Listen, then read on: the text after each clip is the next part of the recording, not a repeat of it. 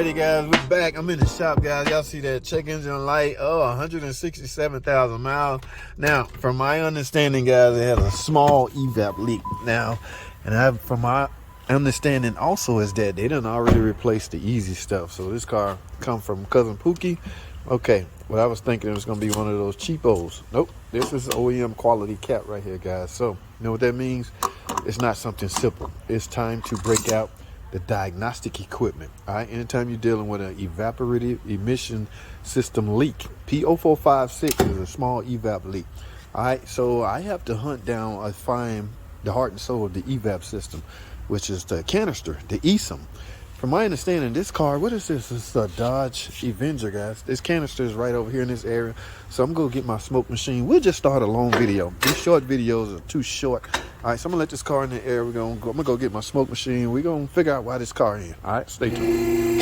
Alrighty, guys. We starting a long video, and I got this thing up in the air. This is this Avenger with the P0456. Yep, just as I suspected.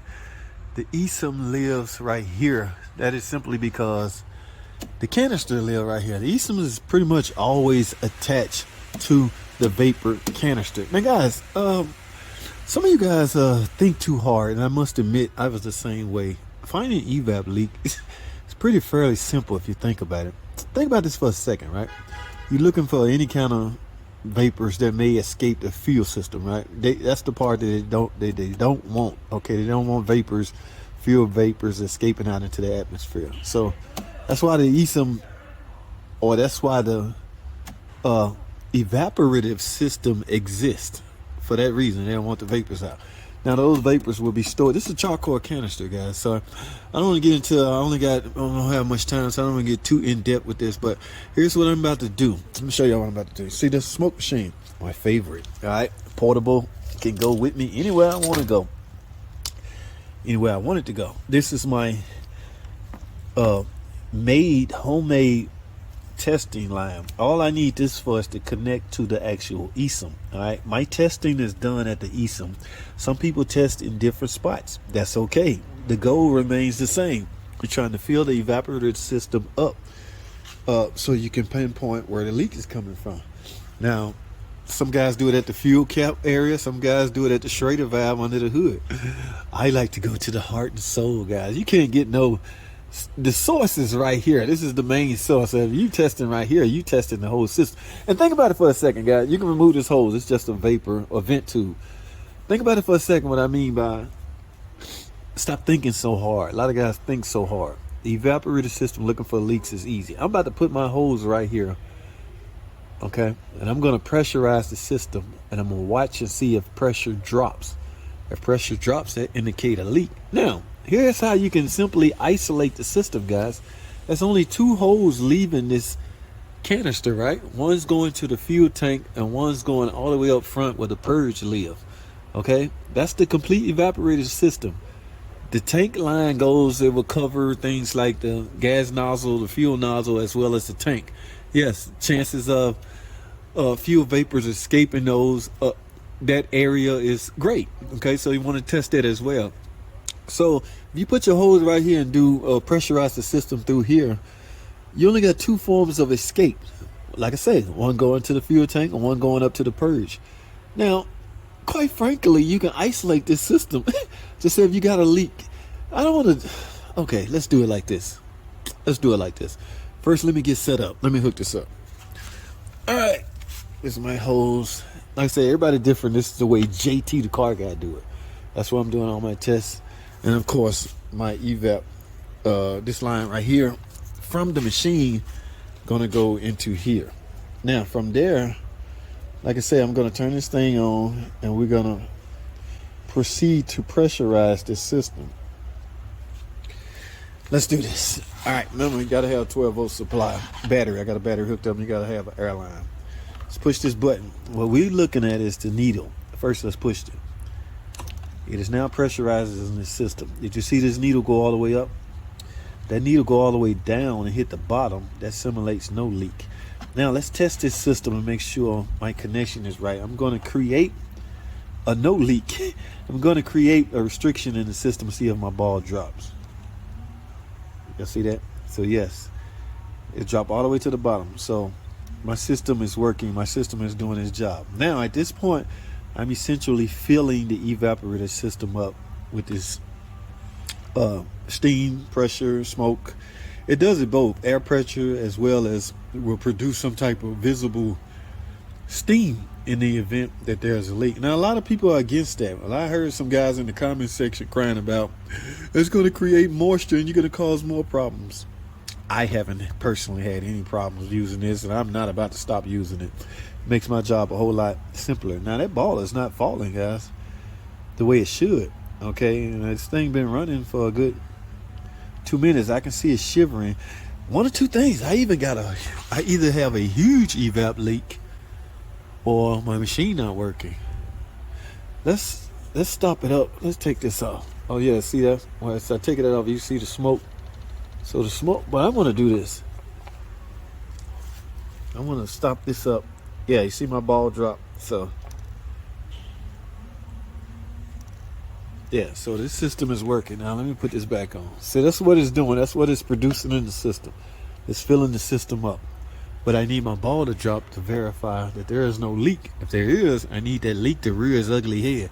And I need to get rid of all this because this can mislead you into thinking you don't have a leak. Now, places you need to look is the fuel cap. Now, we verified that is new, but that don't mean nothing. Still checking. I do not see any kind of smoke in this area. If I take this off and clog this up, I just isolated half of the system.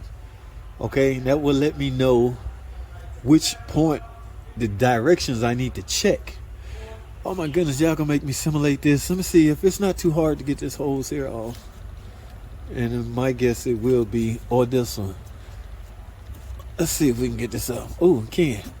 Now, I want to assume because it's smaller, it's going to the purge. If I kept this off and look at my ball, y'all see that ball? Do y'all see that ball? It's dropping, guys. You know what that means?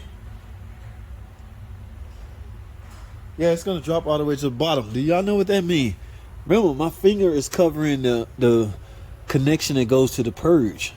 So I just sealed off the fuel system, the fuel tank, as well as this canister itself is not leaking. Let me see if it dropped. Yeah, it's all the way at the bottom, guys. I have a leak going toward the fuel system. Oh, going toward the purge valve area. All right, so what I'm gonna do is plug this up. Now, just hypothetically, if I had took this off, the same way, all you doing is isolating, cutting the system in half. That makes diagnostic quicker. That's why I say a lot of you guys think too hard, guys. It's not as complicated as y'all think. I'm gonna leave this up because I just hooked this up. I need to see if I can see visible smoke at the purge valve area. So let me let the car down and leave this running. And we gonna check and see if we can visibly see the steam coming out of the purge valve. Hold tight. Well, guys. I got the car down and I see steam everywhere right here. Where is my purge valve living at? My purge valve is right down here. Oh, y'all might can't see it. I can feel it.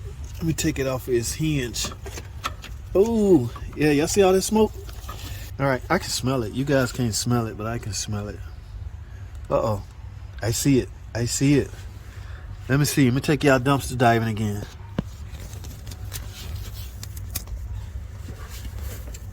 What y'all see down here? There goes a purge.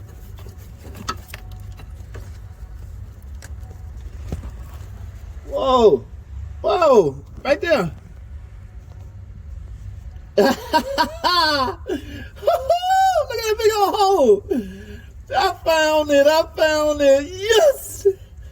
All right, guys. Man, thank goodness. Without that smoke machine, guys, I'm not sure you would have seen it. Look at that. Look at that. All right. I need that hose that goes on the bottom of the purge valve. Now, because of the mileage, guys, let's talk. Because of the mileage, I'm going to get the complete purge valve as well as the hose.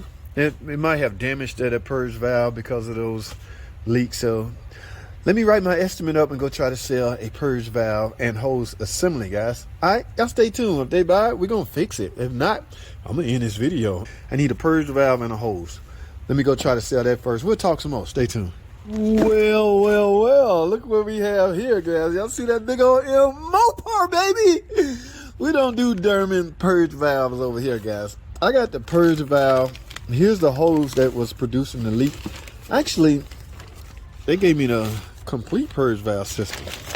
That's the way Mopar supply, guys. Don't shoot the messenger.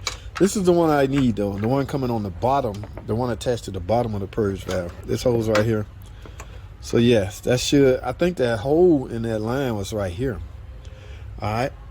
So let's get this off, man. This is no big deal replacing this, guys. Once I replace this and redo the smoke test and verify that my leak is gone, I'm done. Right? Right. Let's get this off, man. I still got a little bit more time. Hold tight. Alrighty, guys. I got it unhooked, and voila. Come on out of that, baby. Yes, here we go.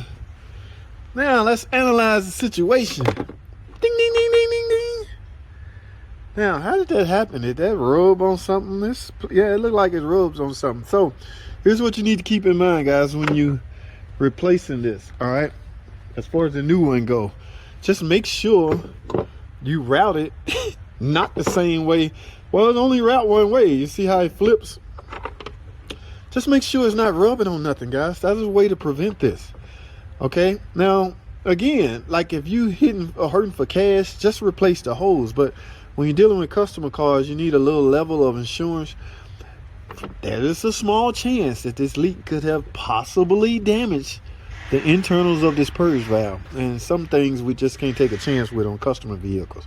Had this been my vehicle, I wouldn't have even it's different, guys. Mechanics are different when they're working on their own car versus their customer cars. I would have cut that right there and use a piece of hose to seal that off.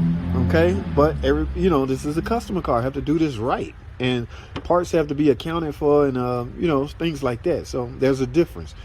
What I want you to get out of this is, do not route this the same way it was routed, or you'll end up with the same freaking problem. That's what I'm trying to say. All right, so let me get this on. I might use a piece of tie strap to tie it away from whatever it was rubbing on. I don't know what it was rubbing on, but whatever it is, it won't happen again. Not on my watch, it won't. Yes, not on JT the car guy watch. This will never happen again. All right. Yeah, interesting. Guys, I'm done. That's all I have. This bolts up real easy. Because you can't view, it's not an easy shot to view. I'm not going to bother filming how to remove it and replace it. Common sense, I don't want to insult you guys. This guy wasted 5 minutes showing us how to put on a purge valve. It just slide through there and then click. That's all I have, man. I appreciate you guys tuning in. Thanks for watching. Comment, subscribe if you're not already subscribed. And we just did a P0456 evap leak. We found the smoke from our smoke machine coming from right here. How did this happen? Just rubbing on something it shouldn't been rubbing on, but we're going to fix that with the new one. That's all I have. Thanks for watching.